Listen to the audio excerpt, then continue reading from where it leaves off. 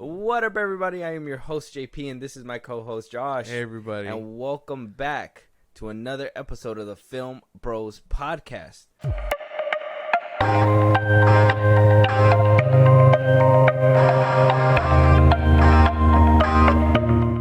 Dude, we got ourselves a doozy here, Josh. I've been told of such doozies. Yeah. Today's Saturday, guys. No review. We kind of felt like this is something that needed to be discussed. Exactly. This Especially is gonna with the Marvels around the corner. Yeah, exactly. With the Marvels coming around, we're gonna be having an episode pretty soon. Yeah. The following week, from you guys listening to this one, a ranking. We're gonna have a guest. It's gonna be great. We're gonna talk about Marvel and all its atrocities. We'll probably be mentioning this too, but we thought this article was a video in itself, or an episode in itself, and yeah, it really is. Josh, you're about to lose your mind. You're about to lose your mind. I'm gonna lose my mind. Yeah. We're all gonna implode right now. But before we do that and we get our implosion all over the wall, can we go ahead and let these guys know where they can talk to us? Give us a movie to review for our next movie review, maybe. If they want to support us in a big way, catch a live one of these times. Go ahead. Twitter, TikTok, Instagram at FilmBros Podcast. We're posting new episodes are up. You can hit us up there for any news or movies. Any news or movies you want us to cover. I don't know why I spaced out right there. We're also on Facebook, if you care about that, at FilmBros Podcast. Listen to us anywhere you get your podcasts, at FilmBros Podcast, Spotify, YouTube Music, things like that. We're on a bunch of sites, anywhere you get your podcasts. Support us in a big way. Buzzsprout, link is in those bios of the socials I just gave you. Special perks to those that subscribe and help the show grow. Like shout outs on episodes, so we recognize you for helping us out. Subscribe to our YouTube at FilmBros Podcast, and then catch a live on Twitch every Saturday and throughout the week at FilmBros Podcast on Twitch. Yep. So, let's just start getting into the meat of this. Yep. There's no point pussyfooting this. Variety did a hit piece. He did. Not he did. No, they yeah, did. no, it's just Variety. It's a guy. That's kind of sexist. What if Variety's a woman? Why would I guess Variety means it doesn't matter. It could be anybody. Yeah, oodles and noodles. Variety decided to do a hit piece. Yeah. Why they do a hit piece is beyond me, especially on this juggernaut giant that is Disney, Marvel, They had Star Wars, etc., etc. Maybe finally they've had enough. Like we've had enough. Maybe they've realized that Marvel isn't at the peak it used to be. Maybe. Or maybe they just got tired of doing other news. They're like, we're running dry over here. We can't talk about the strike. Nothing's moving. So we got to do God's work. Yep. So Variety published an article, and we're going to read the article. We're going to go all the way through it. We're going to give you guys our thoughts, our opinions, where we see this going. What would be the plausible route? I mean, I don't think half of these are plausible routes, but they were For sure. The fact that there were considerations for me just shows how desperate Marvel and Kevin Feige and Disney, Bob Iger is in general. It's just the stench of desperation is not good for the soul. I believe it. Yeah, I think this coming out and then the book, the How Did the MCU Be Made or whatever the fuck it was called that released are doing numbers against the MCU right now. Yeah, and if you want to see the even next little bit of desperation for Marvel that they've been doing it to make people come out to watch the Marvels is that leaked post-credit scene that's going around. Yeah. Well, we haven't seen it, but the rumors that an X-Men might show their face. Yeah. I think in the little teaser trailer, whatever, they kind of said, wait to comes what's next, and then all the letters fade away except for the X, implying that the X-Men might be there. From what I hear from scoopers, that it's just a cameo. It's not even that big of a deal. But if they're going to really double down on this whole X-Men fiasco when they don't even have, let's be honest, they said recently, we covered it, that they're barely talking to writers about introducing the X-Men into the MCU. Then the next X-Men would be Deadpool. Like that would be like the next installment in the MCU. And that's a couple years away now. Exactly. And if this SAG strike keeps going on, it's going to even be pushed further. Yeah, we won't get them for a while. It's gonna be a tough time. So the Variety article is called "Crisis at Marvel: Jonathan Majors backup plans, the Marvels reshoots, reviving original Avengers, and more issues revealed." And then you get this little artwork. I think it looks pretty cool. Yeah, Doctor Strange, Iron Man trying to hold up the the stock market price while Captain America, the Hulk's holding it up, and then right there Captain Marvel, Samuel L. Jackson, Ant-Man. You got Loki, She-Hulk down here in the cut. Yeah. Sam Wilson's Captain America. And this is a perfect picture, right? To me, because obviously it did start off with the original Avengers. Spider-Man really helped bring up this stock market what Marvel and Disney Marvel is today. And then out of nowhere we get, Captain Marvel after Endgame. Kevin Feige announces, female lead actors will one day surpass the male actors within the MCU and yada, yada, yada. And we see the fall of everybody now. Now, why Loki's here in this picture, I don't know. I've been hearing it's good or whatever, but I don't think anybody's watching it. I don't see a lot of buzzers talk. No, everyone's watching. New episode drops today. Or, I guess it'd be out by now. That's what I'm saying, but I'll probably see a few people tweet about it, but then it's gone. I don't even hear anything That's about why. it. It happens all on Thursday, and then a lot of it talks on Friday, because I don't think time zones are different. But there's hype, and then it's just like the Ahsoka show, or Andor, where no one was quote-unquote talking about it. It just, for the day, the episode drops and whatnot, and then, you move on to what's next. And Loki is going up against Gen V, and, it's almost done. Gen V, and let's be honest, football. Thursday night football right now. Yeah. And then it basically, after that episode, there's one more, and then it's done. Thank God it didn't have to go up against Invincible, because that shit would have blown it out the water. At least against Gen V. And now Invincible too. Man, you not listening to what I'm saying? Oh, did you? I just said that. Oh, yeah. okay, yeah. It's wrapping up. It's gonna have one more episode. It's gonna go up against the second episode of Invincible. Oh, okay. But I'm saying if that wasn't the case and Invincible was right there in the cut, it would have blew it out the water. So thank God it's not living that far. Got you. So they do kind of really throw a lot of people under the bus in this article. For sure. I read the whole thing. I believe it. It's insane. I know Jonathan Majors is your guy too. They do discuss him in this article as well. Are you fearful for what this article brings? Did you kind of get a sense off Twitter and all the articles that have been popping up so far? I saw the headlines on Twitter, but I didn't go into reading the article myself. I saw the big headlines they wanted to cut him or whatever after the first arrest, and then a couple things about Marshall Ali, and that's about it. But I haven't read it, so I don't know. All right. I would say it's very worrisome. All right.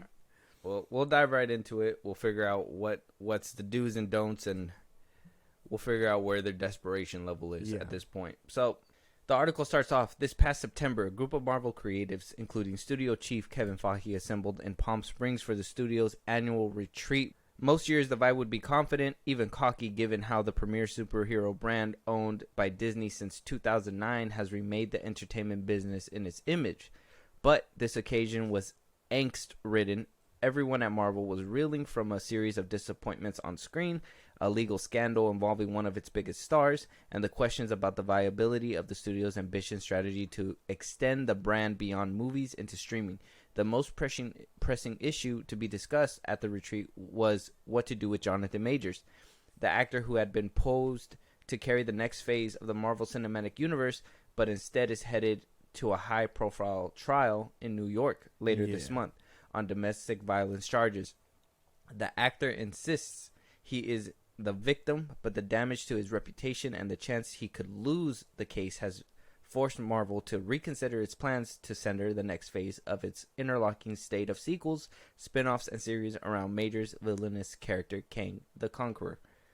The article goes on to say, at the gathering in Palm Springs, executives discussed backup plans, including pivoting to another comic book adversary like Doctor Doom, but making any shift would carry its own headaches. Majors was already a big presence in the MCU, including as the scene-stealing antagonist in February's Ant-Man and the Wasp: Quantumania. Yep. And he has been positioned as the franchise's next big thing in this season of Loki's, particularly in the finale, which airs on November 9th, and sets up Kang as the titular star of the fifth Avengers film in 2026. And then we got Is Marvel in Trouble? Another cover here. You got She-Hulk, Kang, Hawkeye, Miss Marvel, Ant-Man, and everybody's walking away and leaving buckets of popcorn all over the place. That's a sad picture to see. For sure. Like, at Yeah. one point, everybody wanted to be there. Yeah. So it's weird. And you see people leaving with Captain America shirts, Thor hammers, and Iron Man masks. Marvel is truly fucked with the whole Kang angle, says one top dealer who has seen the finale, the final Loki episode, and they haven't had an opportunity to rewrite until very recently because of the WGA strike, but I don't see a path to how they move forward with him. Beyond the bad press for Majors, the brain trust at Marvel is also grappling with the November release of The Marvels, a sequel in 2019's blockbuster Captain Marvel that has been plagued with lengthy reshoots and now appears likely to underwhelm box office. So we'll cover that right now. A lot to take in. They thought from pivoting from Kang and moving him to Doctor Doom. This whole multiverse saga has been fumbled long ago, and I see in this article that they're kind of blaming Quantumanium. If anything, I feel like Majors gave his best performance there, and also in the Loki season finale of season 1, right? Mm-hmm. And so I haven't seen season 2 yet. This guy's saying that Marvel's basically locked in because they couldn't reshoot. Yeah. They couldn't rewrite. Mm-hmm. The strike really tied their hands, and what Yeah. they have is what they have. And apparently, from what he's making it sound like, this season finale is going to really blow this whole multiverse thing wide open with King the Conqueror. Yeah. And there's no coming back from that. That makes me excited. Like that, like, I'm telling you, I really love Kang as a villain. I've loved him since he showed up in Loki season 1. I loved him in Quantumania. I don't really love Quantumania itself, but oh man, yeah. They are right on the money with that scene stealing bit. But here's, I guess, the options that I think they could go for. Personally, I think pivoting to Doctor Doom is a huge mistake. We haven't even gotten the Fantastic Four. Like, where would he be, basically, you know? Mm-hmm. And I'm sure they could totally be like, oh no, he was running shit in Latveria or whatever and make him the big diplomat he is in the comics. Sure. But at the same time, I don't know how well that would go. That's right what now. I'm saying. Yeah. Like it wouldn't work out. And then again, no Fantastic Four, no nothing. And I understand he's this big, powerful dude in the comics. And in the game, what is it called? Where you get to play as the hero, Ultimate Alliance. Yeah. Ultimate Alliance. He was a big part of that. There's a cinematic trailer where he basically like ruins the whole fucking like heroes and things like that. He's a big threat. Mm. And I wouldn't mind them dipping into him at some point. Team up to be this big sorcerer or whatever else, you know, like he is. But you put a lot of time into Jonathan Majors Kang. Either because they've been sticking by him, they haven't dropped him yet. Mm-hmm. Even if they had talks, they decided, hey, we're just gonna write it out with him, and then we'll pick up the pieces of his career when it's time. Mm. That's if he's not guilty, or if he's not found guilty. Assuming. Or, I know people hate it, but recast. Who could play a good Kang? I'm not sure, but that comes with the whole point of, can he do it better than Jonathan Majors if they decide to go that route? I'm pretty sure they could find somebody who could do it a little bit better. You know who they can get? Imagine if they the biggest, worst Kang there is Denzel Washington. He does not want any part of that. Yeah, shit. no, he wants to He smoke. does not want Here's any my part thing. of the MCU. They really did fuck themselves. First of all, the multiverse didn't really have rules. You have 3 Spider-Man that look different, but every Kang looks the same. You know, you know, they blame it on. They're blaming it on, you know, Jonathan Majors here and all that stuff. But it's like, or like they're so willing to throw him to the side. But Marvel really did this to themselves. They put themselves in a corner. They said Kang was gonna be this guy. They didn't know which page. I honestly think that Sony deal really is fucking with them too. I don't know. They don't mention it in this article at all, but I honestly think that Sony deal is really fucking with them too, because not only does he have to make his universe work, but he's bending over backwards for Pascal to keep Spider-Man and make Spider-Man work over there too. So I think that's another issue that they don't really highlight here. But the fact that they were so willing to hit the ejector seat and pivot to Doom in my head tells you how poorly this phase and what the direction they were going was going already. I don't think they had any faith in it whatsoever after Quantumanium. Nah, I don't think so.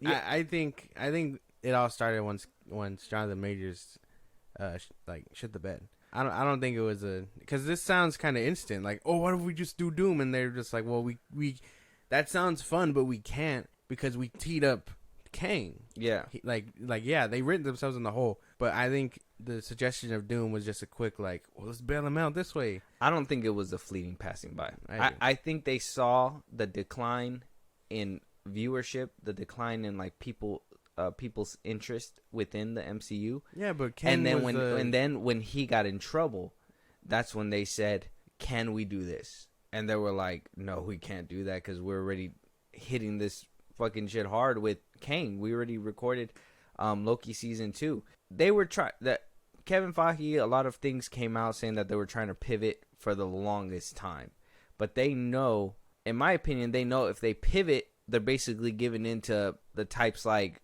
Neurotic and all them that are in the internet space that talk shit and do all that stuff, MCU, whatever, blah, blah, blah. They already knew all this shit was happening that was wrong with this universe. I think this article could be teeing up a fall guy, and I think the fall guy is going to be Kang.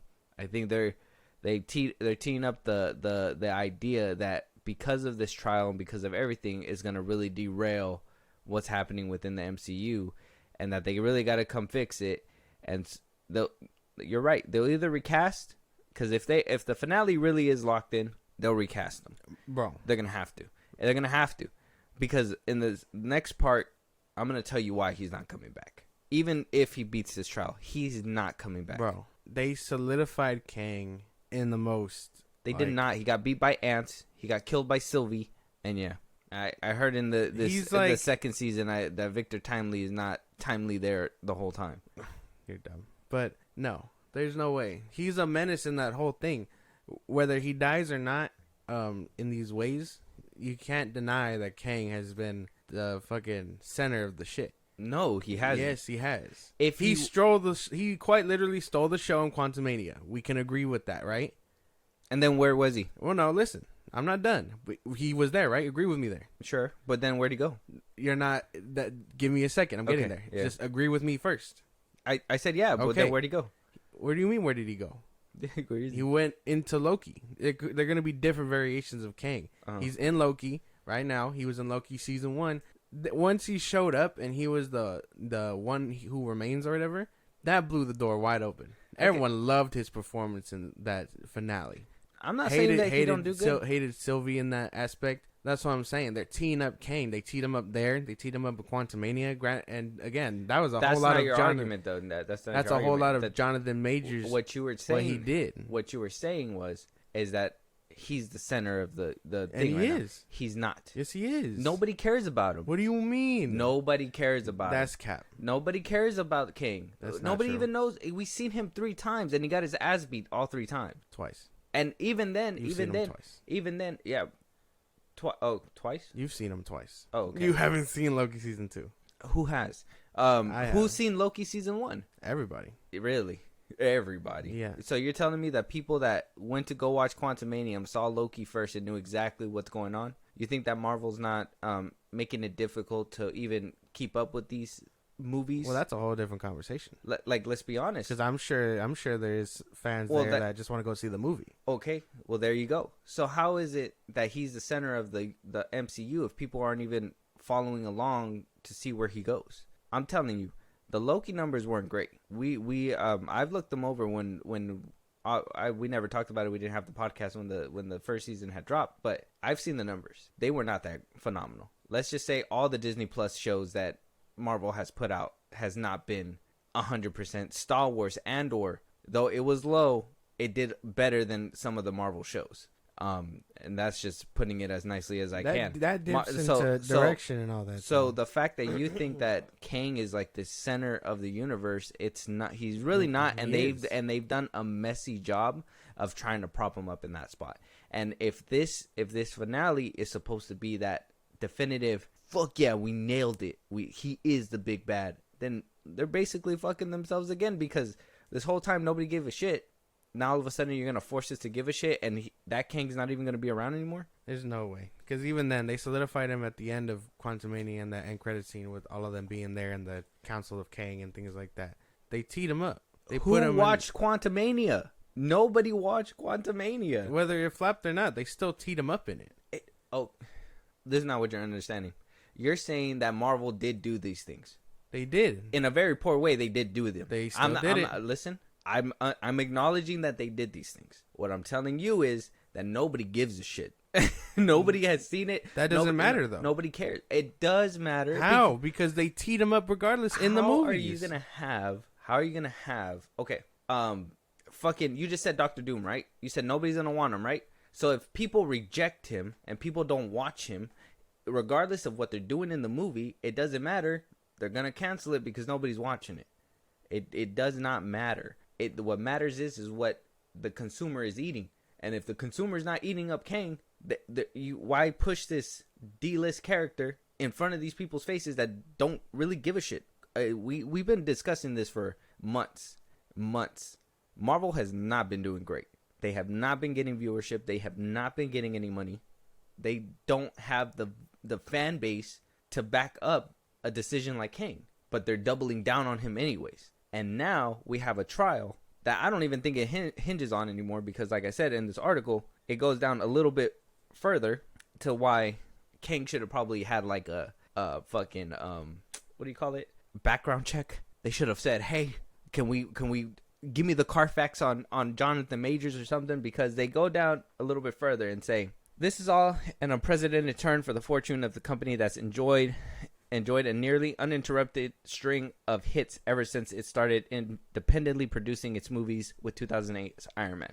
The wildly profitable run accumulated in the $2.8 billion success of the 2019's Avengers Endgame, a high watermark for the studio that's earned them nearly $30 million over 32 films. Replicating that kind of phenomenon is never easy. However, the source of Marvel's current troubles can be traced back to 2020. That's when the COVID pandemic ushered in a mandate to help boost Disney's stock price with an endless torrent of interconnected Marvel content for the studio's fledgling streaming platform Disney Plus. According to the plan, there would never be a lapse in superhero fare, with either a film in theaters or a new television series streaming at any given moment. But ensuing tsunami of spandex proved to be too much of a good thing, and the demands of churning out so much programming taxed the Marvel apparatus. Moreover, the need to tease out an interwoven storyline over so many disparate shows, movies, and platforms created a muddled narrative that baffled viewers. The article says it itself.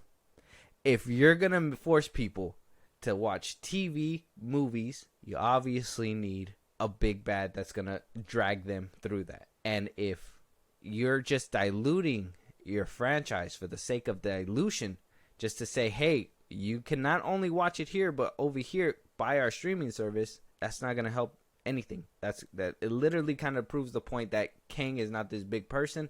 I understand that you enjoy him. I enjoy him as well. I wish we could see a little bit more from him, but the general audiences are rejecting this man for whatever which reason. I personally think Marvel fumbled the bag.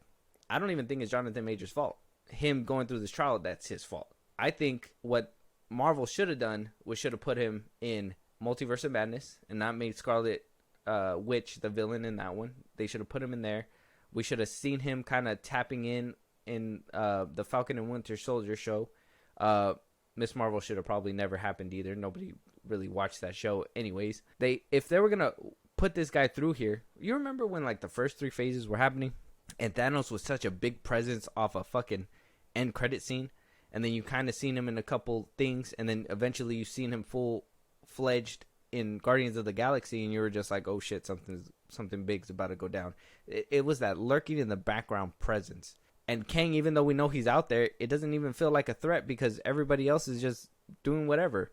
While Loki's over here running around, Ant-Man's, I don't know, writing a memoir and walking down the street by the end of the movie. Like, there's no real threat.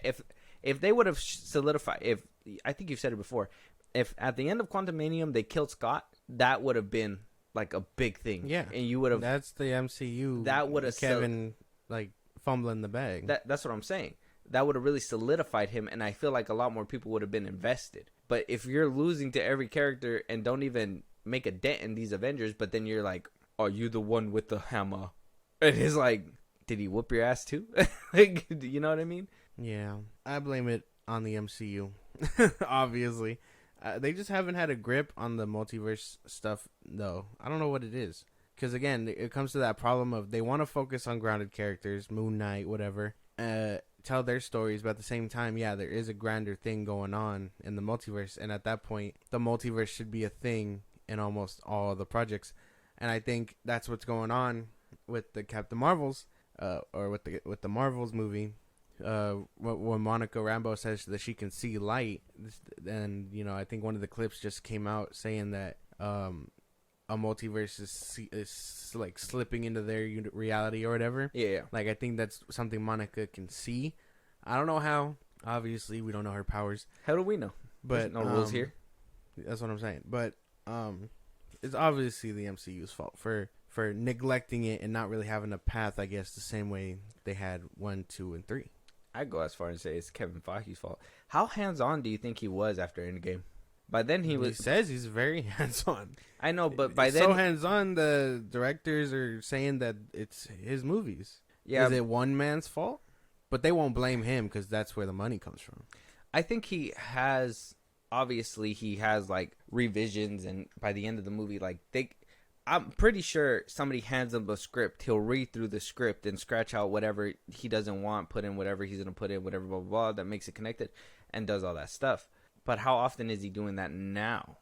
How often is he actually doing those things actively? Because at one point, Pascal and him had a fallout for Spider-Man. Remember when those articles were happening? Yeah. And she was like, oh, he's too busy with his X-Men and blah, blah, blah, blah. And then, they kissed and made up, whatever. Kevin called her up. Ayo, sweetie, calm down with that shit you talking over there. I'm going to come down and pipe you up real quick. And it was over. It was over. It was a wrap. Spider-Man's back in the MCU. Venom still doesn't have a Spider-Man. It is what it is. All is right in the world, apparently. But I like, how hands-on has he been since Endgame? And if he hasn't been in this universe, it's just been kind of going amok. And I'm sure he's seeing this shit too. Like, why isn't nobody really saying like Feige is to blame here? Because that's where the money is, and no one will say it. Obviously, he's the big guy. He made the Juggernaut happen or whatever. But I would put the blame on him. I would totally point that finger. I'd be like, hey, he's fucking up. And I really believe he is hands-on as he is. He put Multiverse of Madness through reshoots. He put the Marvels through extensive reshoots. Like, I'm sure he's the one demanding that shit. I don't think he's absent in all of it. I just think he has a lot of on his plate, and he doesn't share it with anybody. So when he takes it into his hands, he's just like, oh, I need this to be here. And then we move to the next project. He's like, damn, but I teed that up in this movie. We got to keep moving or whatever. We haven't even heard of Blade since Eternals, man. We haven't heard of Eternals since Eternals. Yeah. We haven't heard of the Hand or whatever. Or the big fucking Celestial hanging out. I think we only got like one thing talking about it. And it was in the newspaper. That was exactly. Yeah. So like of course the lines aren't connecting as well as they should have, like they have been or they used to. Yeah. And so the article continues to go. The Marvel machine was pumping out a lot of content. Did it get to the point where there was just too much and they were burning people out on superheroes? It's possible, says Wall Street analyst Eric Handler, who covers Disney. The more you do, the tougher it is to maintain quality. They tried experimenting with breaking in some new characters like Shang-Chi and Eternals with mixed results. With budgets as big as these, you need home runs. The Marvels, which opens in theaters on November 10th, will struggle to get the ball past the infield, at least by Marvel's outside standards. See, I said that. The movie, which cost $250 million and sees Brie Larson reprising her role as Captain Marvel, is tracking to open $75 million to $80 million, far below the $185 million Doctor Strange and the Multiverse of Madness took in domestically in its debut weekend last year. Directed by Nia DaCosta, The Marvels unites Larson's heroine with two super-powered allies, Tanoia Paris, Monica Rambeau, and I like how they have to put this in, introducing the 2021 Disney Plus series WandaVision, and Iman Vellani's Kamala Khan, first seen in 2022 series Captain Marvel. But instead of a seamless building on the success of Captain Marvel, this movie resulted in 4 weeks of reshoots to bring coherence to a tangled storyline. We'll talk about that. Reshoots, $250 million. This movie shouldn't have been made for $250 million. This is a Shazam movie, bro. This is like a Birds of Prey. This is like a. This is what I was saying, and no one wants to hear it, obviously. But I was saying this in a group chat, and I have someone in there who was writing hard for this movie for some reason, and I was like, really love Brie Larson. They're doing a shit. I love Brie Larson. She's great, but they are doing like DCU marketing for this movie, man. Or DCEU marketing. The movie comes out in a few weeks. We've only probably seen like 2 trailers, and that was in the month of like October. We saw a teaser, and then we saw an OG trailer, and now they're just releasing clips of the movie. I don't know how long they are. I've only seen one of them, but the movie is only like an hour and something. It's not long. It's not a long movie. This movie is gonna tank so hard, and it's gonna be so bad. Like, I have no faith, and I'm sorry to this person. It's not even marketing. I blame marketing for sure. It's not marketing.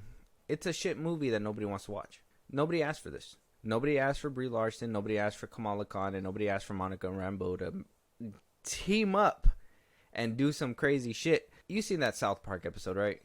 The Panderverse. Oh, I've seen clips of it. Yeah. The Panderstone. Yeah. And like, that is the only one that I watched because I did see clips of it, and I was like, they're really digging at like Marvel and all that stuff, and they kind of were digging at the whole MCU, the whole neurotic side, all that shit, whatever, blah, blah, blah.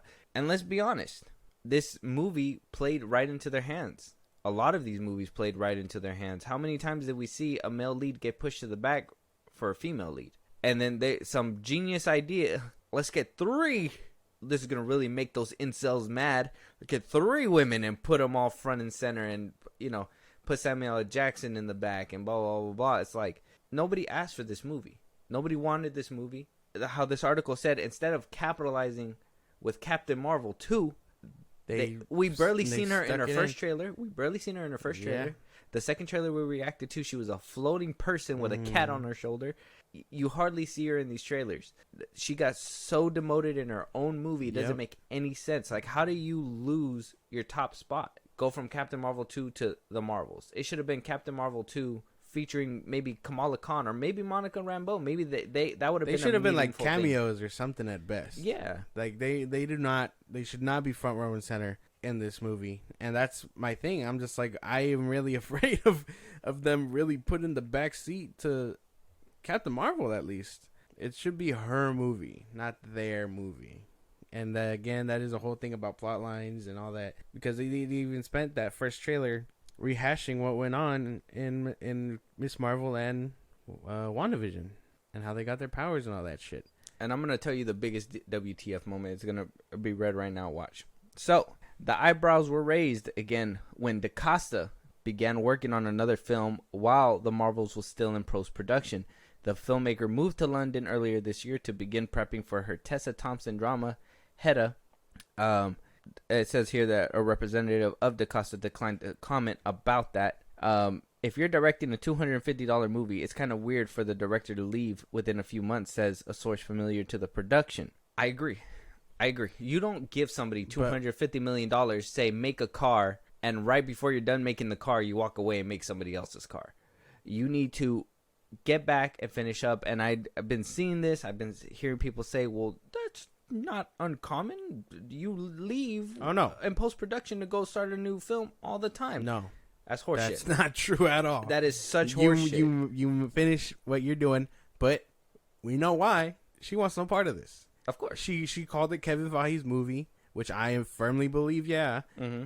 Like, this is what I'm saying. He's actively getting his dirty ass hands on the white seats. His mitts. Yeah, like she wants no part of this movie, and I can't blame her. I hope her next endeavor is fine. I'm sure this will be a fat L on her filmography, but she wants no part of it, and I support that decision. I do too, because kind of like Chloe Zhao, she was very, very like up there to be a good director. A lot of people said she brought like Zack Snyder's style to the MCU, stuff like that. Like she was this big person. There was rumors that she completely made people mad on set. I don't understand why. Apparently reshoots really got to her, and her having to change her movie and her vision really got to her, and it got to the point where I guess a mediator needed to come in or whatever to like fix shit or out or whatever. But like that's what happens when you are making a movie in a universe that isn't yours. And that's one thing that maybe was a slight diss from James Gunn when he did say it, where it was like, oh yeah, we're gonna make sure that story is first and all that stuff or whatever. But this one right here is kind of like universe first and then story, and that isn't the way that it should work. And if you think story is to just add 3 female characters and be like empowerment, and if you don't watch this movie, you're fucking sexist. And it's like, well, why would why would I even want to even put myself in that predicament? You know what I mean? But moving out from a movie is 100%. If you're not done with that movie, if it's still in post-production, what if that movie needs reshoots? What if that movie needs to be touched up here? What if the director has a certain eye and whatever? You don't just leave it to everybody and just be like, you go for it. Now, will that hurt her in the long run? Probably within the industry. Sure, maybe. I don't know. Then we'll be like, can she blame it on Marvel and just be like, well, they made a shit movie, so I couldn't stick around? Maybe that might be plausible, but maybe they wanted to see her thug it out just a little bit. Who knows? That's funny. Because I mean, leaving is uncommon, and I know we've given shit to the dude that did Shazam 2 or whatever, and basically bailing on it. But I mean, he finished the movie at least. He did shit for nothing and bailing on the cast who was trying to promote it, but he still made the movie. It wasn't until after where he was just like, well, fuck it. but he was there through the end, basically. Mm-hmm. And I mean, you can commend him for that. Call him a shit person because you don't bail. I don't think you bail, period. Yeah. But in her instance, I'm willing to be like, you know what? It's Kevin Feige's movie. He can have it. Let her do her own thing at that point. If she's free of her contract after the fact, let her do whatever. She clearly doesn't want any part of what's going on with the Marvels. Yeah, because, I mean, she could say, like, oh, I just wasn't a fit here. I'm more of a drama kind of person. I need to be able to, A24 is my lane type shit, you know? But the article goes on to say the Marvels has seen its release date move back twice to once to swap places with Quantumania, which was deemed further along, and again when its debut shifted from July to November to give the filmmakers more time to tinker, but the extra time didn't necessarily help. In June, Marvel, which traditionally only solicits feedback from Disney employees and their friends and families, took the uncharacteristic step of holding a public test screening in Texas. The audience gave the film middling reviews. Like it's average? No, they fucking hated it. Texas hates fucking progressive shit. That's true, yeah. Should have shown it in California. They're red, right? They're like a red state. Yeah. They fucking hate progressive. They should have showed it in California. People would have ate that shit up probably. Yeah, probably. But maybe that's why they didn't do it. They were just like, well, we can't just have people that love the Panderstone. You got to go to people that are immune to the Panderstone. Yeah, but... And they were just like, what the fuck is this shit? Women? Where's my cowboys? There's a cow farm. Gonna be cows outside. But I really think that was probably a mistake. I mean, asking your friends and family, obviously, of Disney employees, I mean, they're not going to say no to you either. They're your employees. Yeah. Be like, hey, I want you to take a look at this.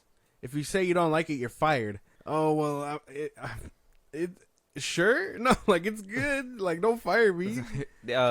What did you guys think of Thor Love and Thunder? Can't we use Christian Bale just like, off with his head? Oh! Like, yeah, like, they just fucking shut him up immediately. It's over. How you going to have Gore the God Butcher, no God butchering? Take him out. Get him out of here. Yeah. We don't need his Get feedback. the next unpaid intern in here. It goes on to say, but Marvel has never been in the business of being average. Kevin's real superpower, his genius, has always been in post-production and getting his hands on movies and making sure that they're finished strongly, the source adds. These days, he's spread thin. Fahey declined to comment for this story. Fahey isn't the only person showing signs of strain. Marvel's entire VFX battalion, including staffers and vendors, is struggling to keep pace with a never-ending stream of production. The past February, when the credits rolled at the world premiere of Quantumania, shocked rippled through the Regency Village Theater in Westwood over some shoddy CGI. There were at least 10 scenes that were the visual effects had been added at the last minute and were out of focus, says one veteran power broker who was there. It was insane. I've never seen something like this in my entire career. Everyone was talking about it. Even the kids of executives were talking about it. So, Fahey being spread pretty thin. I told you that. Quantumanium having shoddy CGI from post-production. I mean, that obviously is an issue there as well. Like I said, maybe another subtle dig from James Gunn when he's like, things won't be fixed in post. Things are going to be fixed on set. Maybe that was a shot at Kevin Feige, who loves to fix everything in post, because from what I heard, everything's post-production ever since it's on green screen. Ever since Phase 3, basically. Like, oh yeah, we'll fix that. Oh yeah, we'll fix that later. CG. Yeah. Yep. Far From Home, Terrible. Fake Gun from Samuel L. Jackson. So it's terrible. I really have no words. Obviously, we knew there was a crisis with VFX and all that. Yeah. That's why they're unionizing. Good thing they are unionizing. Really can appreciate that sort of thing. Basically, sorry for them that they were put through this. I hope they're not being put through this anymore. Hopefully the slowdown in Slate really helps them out. But damn, like, it really makes you think about the fucking hard labor that they got going on over there. Yeah, they're going through it, and they have to deal with all that shit. Like, come on, you're really gonna premiere this movie after swapping it out with saying that Quantumanium's more far along, and then when you go and show it to people, people are like, well, this is what you meant by far along? Like, it's ridiculous. The schedule swap with the Marvels had left the Ant-Man sequel in a squeeze, pushing up its post-production schedule by 4.5 months. Marvel films are known for coming down to the wire, given Feige's ability to foam the runway and land the plane that way, says one executive familiar with how the company operates. But this level of unfinished was unprecedented and would be noted in scathing reviews when the tentpole with the $200 million budget opened 11 days after the premiere. Critics weren't the only ones dismayed, fed up with 14-hour days and no overtime. Marvel VFX workers voted unanimously to unionize in September, sparking an industry-wide trend. Everybody's unionizing now. I don't know if you've seen the articles. Everybody, union workers, Disney workers. I know the workers at Disneyland are wanting to unionize too. It's a slippery slope. They deserve it. They saw what the studios were doing to the WGA and to SAG-AFTRA, and they were like, hey, y'all are fucking us without lube. At least they get lube. We need some of that lube. Unionize us today. Yep. It's interesting how that works, though. It only takes a little bit to actually start that whole trend. I'm not really... I don't really have words for it. I know they are going to have to go through a whole legal battle about it and things like that. Obviously, it's worth the trouble if it means that you get better pay and things like that. But it's interesting how that all just kind of sparked together. Yeah. The trend. Mm-hmm. The WGA really did something powerful when they were just like, we're not, fuck you. Like, yeah. You know what I mean? Exactly. The year is 2023.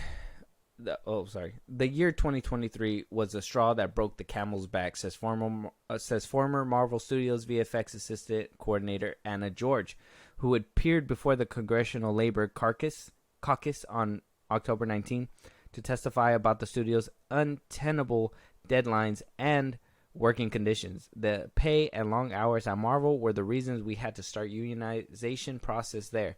The conditions were completely unsustainable. Disney's top brass, including newly returned CEO Bob Iger, was said to be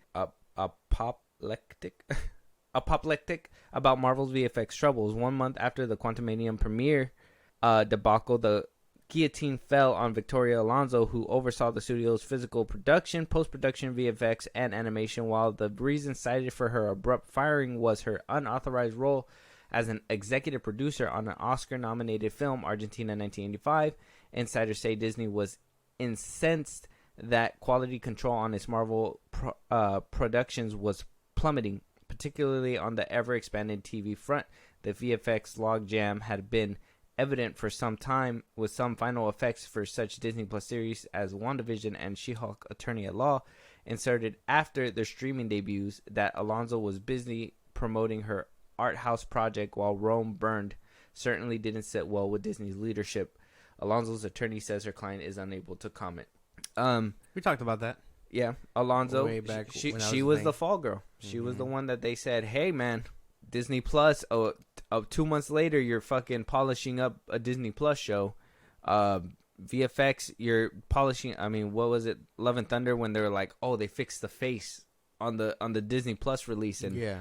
it was actually worse. But it is what it is. She was the person that they said, hey, man, you're not doing your job, and that's because you're over here promoting other movies. And you know, she came back and clapped back and said it's because she's a feminist, whatever. Like she basically went on this whole tirade saying, it's because I'm a woman, you're firing me. She was going like, in. She was going in. And so they said, nah, that's not it. Is look at our VFX. You're in charge of our VFX. Maybe you were doing. She's been there since the beginning of Marvel.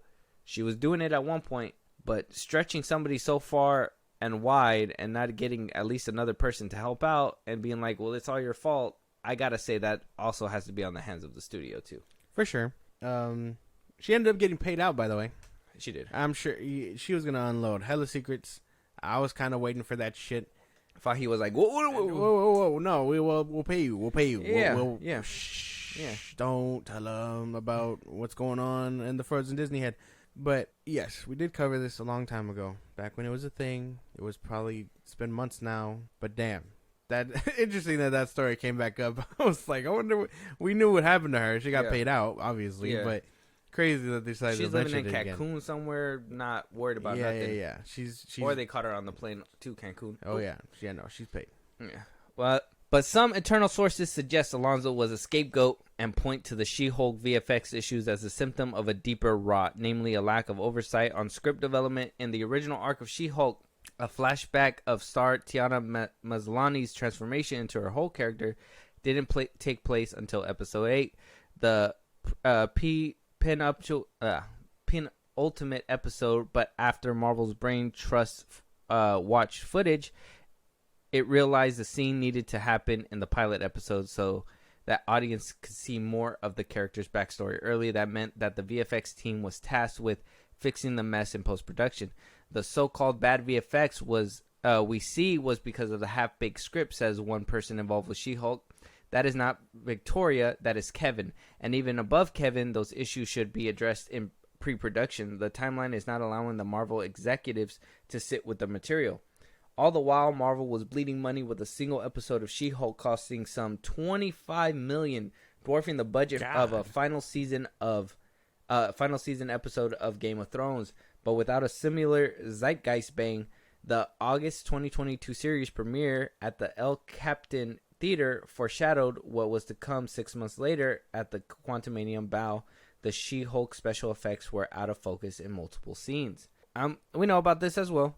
They said, hey, we need to rearrange these episodes. Episode 8 is supposed to be in the front. Yeah.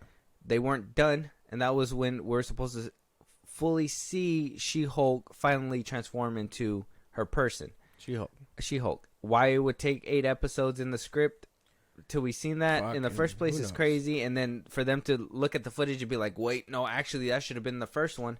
There is a chain of command that is not really working out there. Fahi was usually this big person, but because he's spread thin, he's delegating it to other people. Other people are not passing it down as supposed to, and it's just becoming a jumbled up mess. It's turning into a what's it called? You know, when you get a slinky, you're having fun, and you're playing it back and forth, and then all of a sudden it gets tangled up. It gets jumbled. Don't ask me how it happens. It just did it. Yeah. I mean, we could go on forever about the problems at Disney, man. Like obviously, I remember hearing about the She-Hulk screw up or reshoot. I don't know what to call it, but it's clearly a problem. How do you decide that? How do you decide, you know what, that last episode, let's move to the front? Like, I understand why, because it probably makes sense narratively wise, but it's dumb. And then now you got people who are basically ready to wrap up telling them, wait, no, you can't go because we made a final decision from the top. This came from Feige himself. And now you got tired CGI workers. They're just like, well, I just want to go home and see my family. You can see him next week when you finish this up. Like, yeah. Bring Kang to the big screen first, and then we allow you to see family. Only for an hour. Yeah. It's no secret VFX has been a problem We know that there's been some kind of weird jumbled up mess in the chain for some while now. I mean, like I said, it was leaking into into actual business problems. Amy Pascal, you know, the VFX workers coming out saying that what the fuck, we're not getting fed. Like all these things were popping out in public that Disney can't really save face anymore. And that's why this article is being made as well, because it's, you know, when you're looking away, there's only so much you can look away before it's just like, oh no, you're literally shitting in my front lawn. Yeah. You know? What do you call it? I'm sure if this was the old MCU, this article would have never seen the light of day. No, all those problems would have been brushed under the rug because winning cures it all. Success would have done everything. Exactly. But now they're writing pieces on the MCU's downfall. The way they use Fall Guys too is insane, though. The game? No. Oh. The fucking people, man. Oh yeah, my bad. I like Jesus. Fall Guys. We're not talking about that stupid ass game. Fucking. No, but it's crazy because I mean, Nia DaCosta, right? Mm-hmm. It's probably gonna be Jonathan Majors, but no one wants to point the finger. Chloe Zhao. She took the fall. No for that one wants to call the finger to Kevin Feige to Brie Larson to just do better work. And sure, now you could be like, but the course correction, course correction took too long. This ship is so big, it's not just Feige anymore. That's the thing, right? Like, he's probably the one who has the final say, so we can easily say like that's it. But I'm sure he has people delegating what the fuck's going on. They have retreats. Now we know why he's bald. Why he's always wearing that hat. Yeah, huh? He'd pull out his hair if he could. The article goes on to say, as public criticism mounts, Feige is pulling the plug on scripts and projects that aren't working, such as Wonder Man. Yep. Case in point, the Blade reboot with Mahershala Ali signed on from the opinious role of a vampire. Things looking promising for a 2023 release, but the project has gone through at least 5 writers, 2 directors, 1 shutdown, 6 weeks before production. One person familiar with the script preemptuates says the story at one point morphed into a narrative led by women and filled with life lessons. Blade was relegated to the 4th lead, a bizarre idea considering that the studio had 2-time Oscar winner Ali on board. Amid reports that Ali was ready to exit over script issues, Feige went back to the drawing board and hired Michael Green, the Oscar-nominated writer of Logan, to start anew. Speculation around town is that the studio is looking to make a film now slated for 2025 on a budget less than $100 million. A deviation of Marvel's big spending strategy. Well, first of all, vampire movies don't even need $200 million. You can make a vampire movie in less than that. I think Morbius was made with $80 million. Mm-hmm. And that had really, like, say what you want about the movie, but the flying and everything was actually it had clean. good fights and things like that. Yeah, so decent enough. This doesn't. What was the first Blade made on? Blade.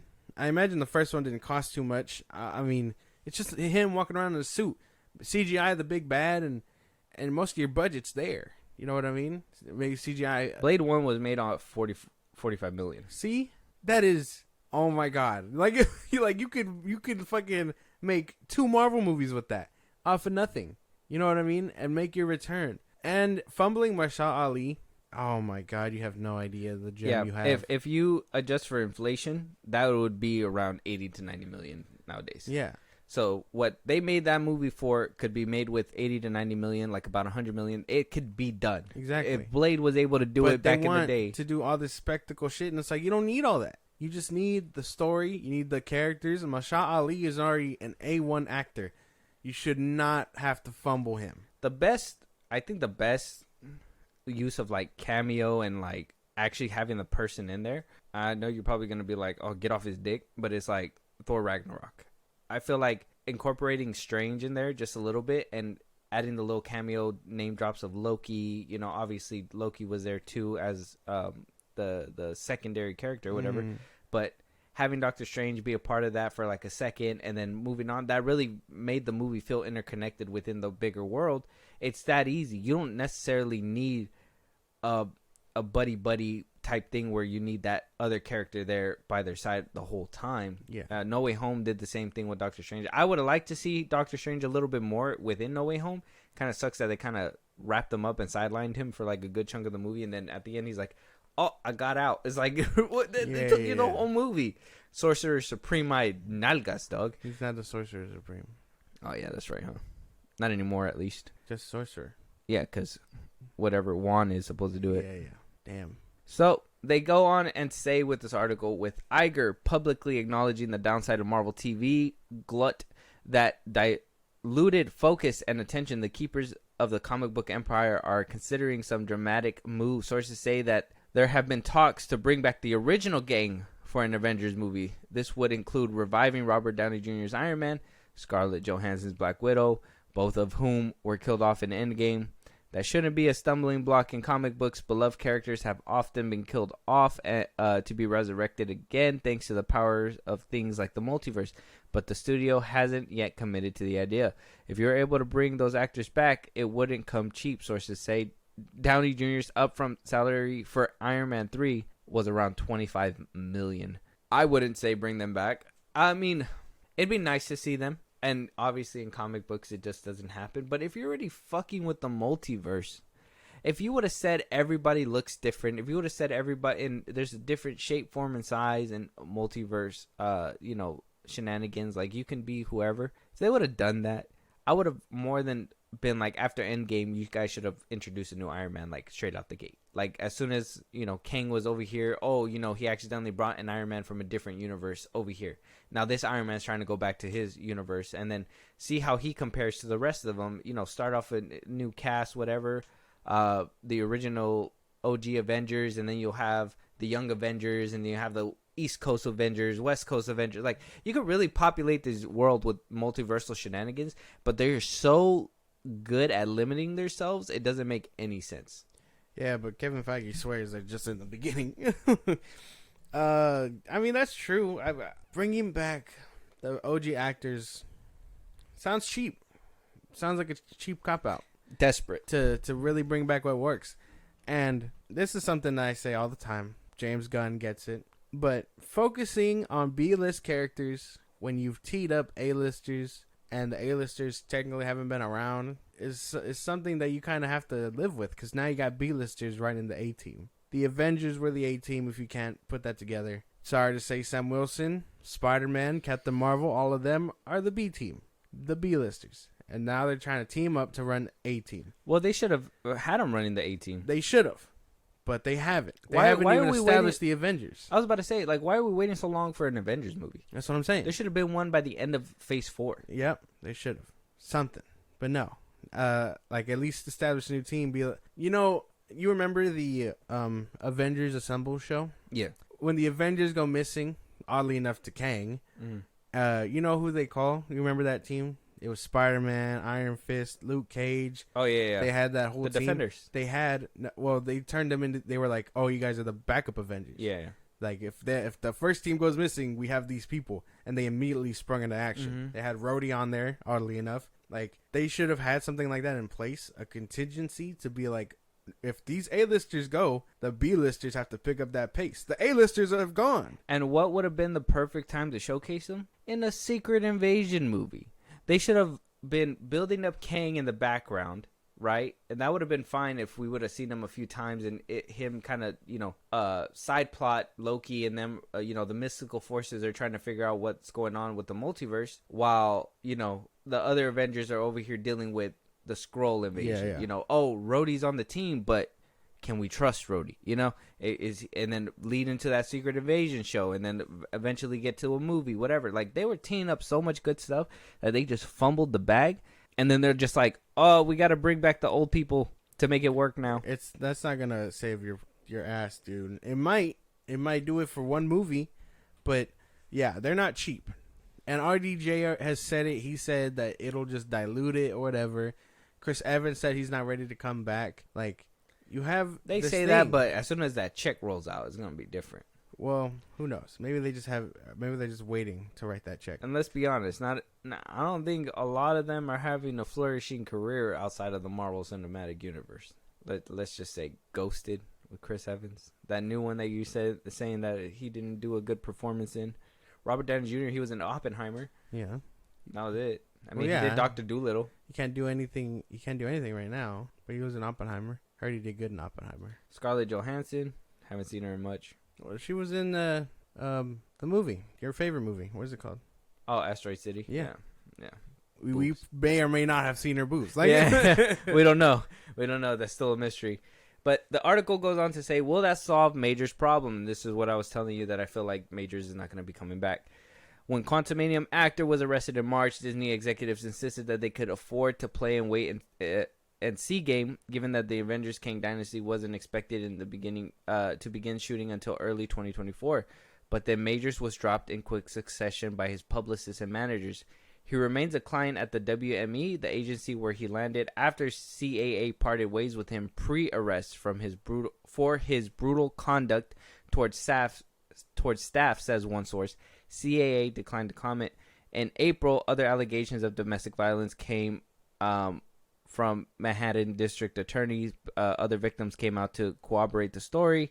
Then, ahead of key hearing in October, media outlets including Variety obtained a court filing that referenced a police incident in London involving Majors that led his ex-girlfriend to seek medical attention, making matters even stickier. The ex-girlfriend also worked on Quantumanium as a movement coach, and the London incident took place while Majors was shooting season 2 of Loki. On October 25th, a New York judge denied Majors' motion to dismiss the case, which ensures that the actor will stand trial in late November. His legal team is attempting to keep some material in the case sealed. He's not coming back, bro. I want to have faith. Don't shit on my parade. and this next one, just to read this off real quick. A studio source notes that regardless of the actor's legal issues, Marvel's already had considered moving away from Majors-led phase because of the box office performance of Quantumania, which will struggle to make a profit. It gave people pause, given that Quantumanium didn't exactly land. The sources say on October 27, Disney removed another Majors film, Searchlight's magazine Dreams, from the release calendar. I don't like that. I don't like them trying to blame it on Quantumania. Marvel basically saying like, "Oh, that was their big hit not so long ago." That's what they thought. But obviously the box office bombed. But for them to say Kang, like the Kang thing isn't working and it's because of the performance of Quantumania, that has nothing to do with Majors, because how you said before, if anything, he was the best part of the movie. So why would you guys get rid of the best part of your movie? Like, that wasn't his fault. That was clearly your guys' fault, but they're probably going to use it as that fall, like, hey, before all these allegations, we're already saying you were going to skedaddle. And I think that's another dirty business move to be like, well, you know, to move the process along, we're just going to blame it on the poor box office performance. I kind of feel like that's some dirty studio shit for sure, because that wasn't his fault. He did his best. I want him to come back. Obviously, if he's guilty, can't do it. But if he's found not guilty, I want him back. I need them to keep bringing him back as King, because he does such a good job. That's my 2 cents. I really hope he just comes back. I mean, I really don't want to think about them moving forward without him and things like that, because he's one of my favorite things right now. Mm-hmm. That, like, if Loki season 2 ends really good, and I mean it's been doing really good so far, I really like, and we don't see him as Kang again, that might check me out fully, because now I fully lost what I'm invested in. I mean, they said they're willing to recast. Like I said, Denzel. If they recast, it's not going to be Denzel Washington. Come on, Denzel. It could be his son, the dude that plays. I don't think he's that big of a name, and the creator didn't do him any favors either. Well, Jonathan Majors wasn't big either when he got Kang.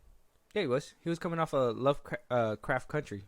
Oh. People loved him in that one. Oh. He was good in that one. I don't know. They canceled it after one season, but that's because of HBO. I think that was that whole. It was during that whole when they were trying to cut back on costs and everything, so they just canceled the show. Oh, and they just when they stopped Westworld and all that too. Yeah, they basically were obviously going through the merger and all that. So okay, he was hot off that one, and then Creed 3 happened. Creed 3.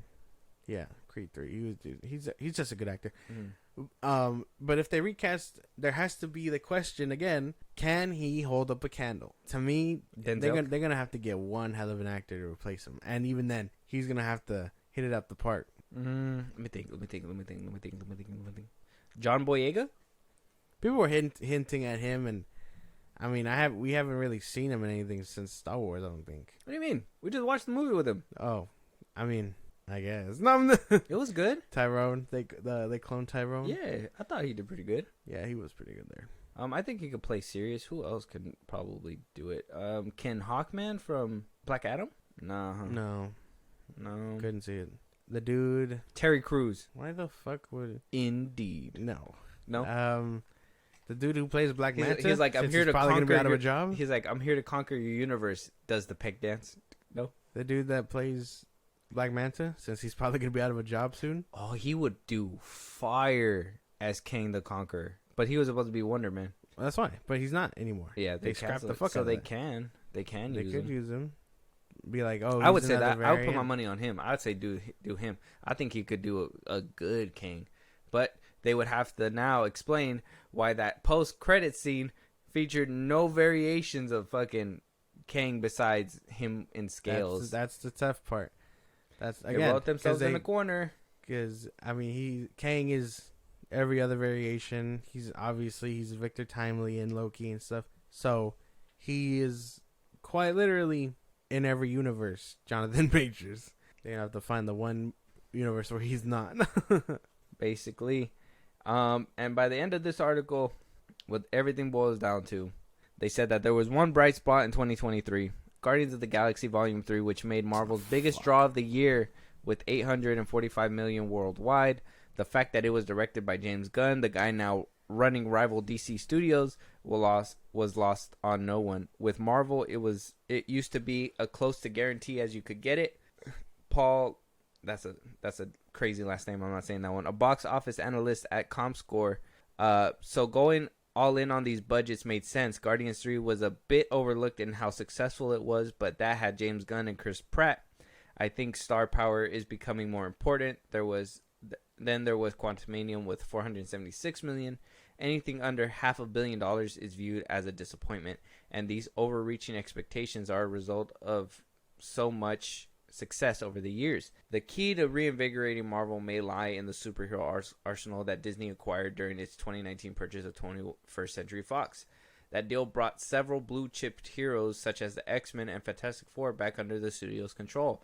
Already fans are geeking about next year's Deadpool 3, which unites Ryan Reynolds' Merc with a Mouth with Hugh Jackman's Wolverine, and a reboot of Fantastic Four slated for 2025. As a bonus, the Fox additions give Fahey an opportunity to reimagine the X-Men franchise, the very property he cut his teeth on as a young executive as Lauren Scholler Donner's production company. Now that the WGA is in the rearview mirror, Marvel has started talking to writers about bringing the X-Men into the MCU fold. And that's basically it. And that circles back to my point of A-listers and B-listers. The X-Men are a huge name brand. Before you knew Captain America, Iron Man, and Thor, it was Spider-Man, Hulk, and Wolverine. Those were the big three you saw everywhere before the MCU kicked off. Mm-hmm. Your A-listers lie within the X-Men, and the potential of making a Fantastic Four movie that doesn't suck since the OG in 2004 when that one came out, 2005. I think you could make any of these characters an A-lister. I mean, look at Guardians of the Galaxy and all that, all the other characters that they brought up. I know you don't lost like, me. I know you don't like bringing it up, but I think you could make these people hit characters no matter what, as long as you put the story first. You like if they said the Secret Invasion show, if they would have said that that's how they were making it, I would have been like, this is not a Secret Invasion show. This is not what people want. Why are we giving screen time to this Skrull girl who's gonna become the biggest powerful person at the end of the series? The person that should be up and like healing and should be the one being rooted for is Samuel L. Jackson, because that's his series.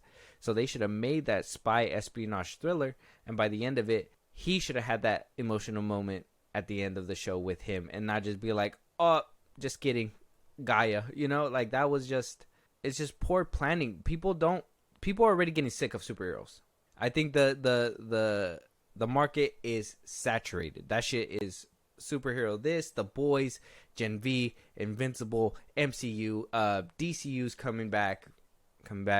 We're getting these little superhero shows on Netflix. The one that they canceled, it was kind of like down the vein of The Boys, their kind of version of The Boys. Paramount's putting one out. Peacock's probably gonna be en route after that.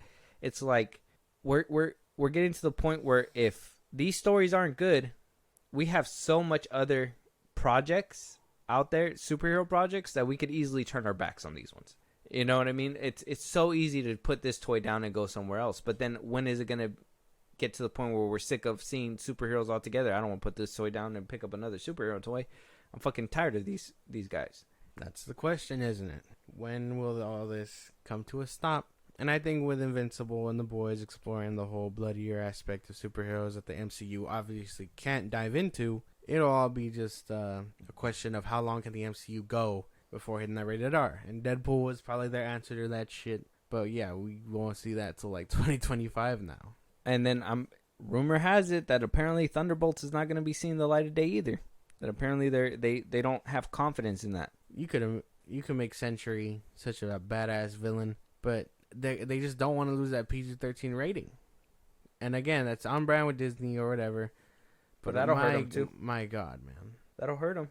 I mean, they were able to make invigorating movies off PG-13. I mean, Infinity War, Winter Soldier. Yeah, but with The Boys, Civil War, depending on where you stand. I mean, like Team Iron Man. There's like they can make good movies without having to do all that extra shit, but you got to be willing. And let's be honest, they've had a villain problem already. The villains have been an issue since the very jump. They fucking kill him off in the same movie. So maybe that's another reason. I was thinking about it right now. Maybe that's another reason why Kang hasn't really been coming off as great, because what do they do with villains? They either get rehabilitated, oh, sorry, I killed 50 people, I'm sorry guys, and then they're on the same team, or they get killed off in their first movie. So it's like, Ironmonger, he could have been a good reoccurring villain. They fucking killed him. I was waiting for Justin Hammer. After a big CGI battle. After a big whatever the fuck was going on in that train track. I mean, villains have been an issue with them already. So them having this problem with Kang is one thing that should have been, honestly, not that surprising. Yeah. This is interesting. Depressing even. Because it does sound depressing. This whole article covered so much stuff in so little time. What do you, what... Obviously, we're going to dig a little bit more in our next episode when we record that, the one that we're going to be having with our guests. But I think people are done with Marvel. I think Marvel is going to, if they don't nail their next set of movies, I don't think there's coming back, man. At this point, they're probably going to have to take a hiatus, probably reboot and come back. It's going to be the MCU. Because I don't like throwing Marvel, the whole Marvel tag under there, because the games are doing fine, the comics are doing fine. Like, Marvel, the MCU, the only one kind of fumbling the bag right now. And that's where people go to get... The comics aren't doing good. Bro, because they just released Ultimate stuff. They're doing exactly what the comics were doing. Yeah, but after we had this conversation, I looked into it. Comics are not doing good. They're barely getting back on that path to, bring people back, supposedly. Because apparently the comic books... After Disney took over in 2009, they basically went through this LGBT, gender swapping, all this stuff. Whatever you're seeing now on TV is what apparently happened in the comic books first. And now all of a sudden the comic book sales dropped. People were rejecting it. They're like, we don't want to see this LGBTQ shit in my comic books. And people weren't buying. Now all of a sudden they're bringing back old stuff and trying to, bring people back into comic books. But that's why I told you the last time it's a dying industry, because if that didn't cripple it already, I mean, it's hard to bring back a fan base. Comics fluctuate based off story. If the story isn't going anywhere, people aren't gonna buy that comic. The Ultimates just dropped. That's you got with a lot everything. of good stuff. That's with everything. Well, yeah, but that was such a broad statement that didn't make any. I just labeled comics because that's quite literally what happens in that industry. That happens with all else. industries. With most things, like, it doesn't hit as hard as comics. Movies are the same way. That was just such a broad statement. I didn't that was too broad. Comics are not as that hot. Spider-Man run that's going on right now. I don't know. I think it's almost over. No one's buying it. Yeah. No one was buying that Batman one for a cool minute. I heard people are buying that Wolverine and Predator one. Yep, that one's good. That one does sound really good. The Justice League and versus Godzilla one, I hear is doing good. The Ultimates again just dropped. People are excited for the Ultimate Spider-Man one to come back. And yeah, that is based. It's not based off the one from the game that we knew, and the older comics from the 2000s. It's a revamp, and that's what people want to see. That whole LGBTQ stuff. I remember, I remember when that shit was coming out. When X-23 was coming out, people were like, "Well, when they made Wolverine a girl," things like that. Jane Foster when she took over the mantle of Thor for a little bit, things like that. That was just natural progression. And I remember the situation with all of it. Captain Marvel, and Rhodey. Captain Marvel has gone through this thing where they just make her the fucking bad guy. Like in Civil War 2, the comics. Yeah. She goes up against Miles Morales. Yeah. That's a fat ass red flag. And like for me, I think that's another big play on why the movies are doing so ass with her, is because people have this image of the comics where it's like she's public enemy number one. And then they slap her on a movie and it's just like, we don't want to see this racist on the screen. Like I don't think that's it. I just think it's Brie Larson, to be honest. I think she's rubbing people the wrong way with some of the things that she says, and like it's just funny to think about. Yeah. That has to. I think Captain Marvel has an image problem, but that's because of Brie Larson, and obviously, I feel like that's another reason why she took a back seat in her movie. But at the same time, why is it? And this is probably gonna play into that whole Gina Carano thing. You've seen her little tirade that happened with that whole Pandaverse thing that happened. It's like I need to watch that episode now. Yeah. People need to allow these actors to speak their mind. Now, don't get me wrong. No Kanye West shit. We don't need to hear any of that stuff. But, like, these actors should be able to speak their mind, especially in a time with social media where people can formulate opinions. And regardless of what you say, you're going to throw something out there and somebody's going to catch it. There's going to be a group that's going to support you on it, right? And that group is going to go watch your movies. But if you completely alienate that group because you get rid of that actor or whatever, you're going to really hurt your movie. So people that were excited to see Brie Larson is now, they're like, well, we can still see her, but maybe we could wait till streaming because, you know, she's not front and center in this movie. Yeah. You know, and so that's one thing for her that, you know, maybe it's better to keep your mouth shut, but at the same time, studios should have a backbone and be behind their actors. Unless it's, you know, obviously atrocious shit like, you know, what Rachel Zegler was doing and whatever, but like, I mean, that's another topic for a different day. Yeah, for sure. I don't want to talk about Rachel Zegler. Yeah. Weird. Weird. That's weird.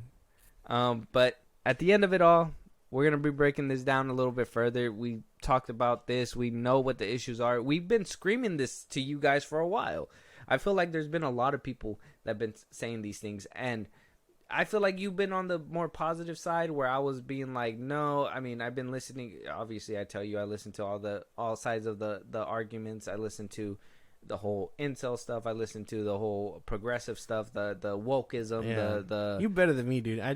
I can listen to it. It's just annoying. It's annoying because they make valid points and then they say some dumb shit. They're like, oh yeah, you know, they're putting these actors and characters in a movie that we don't want to see.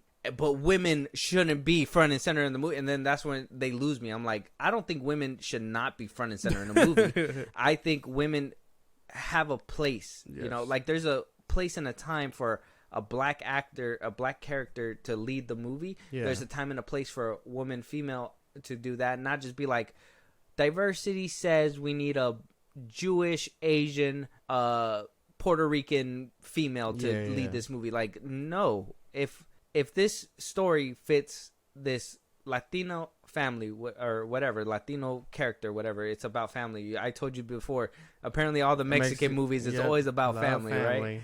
Familia, you're my familia, whatever. Family. It's like, okay, so what demographic is going to eat up family and all that stuff?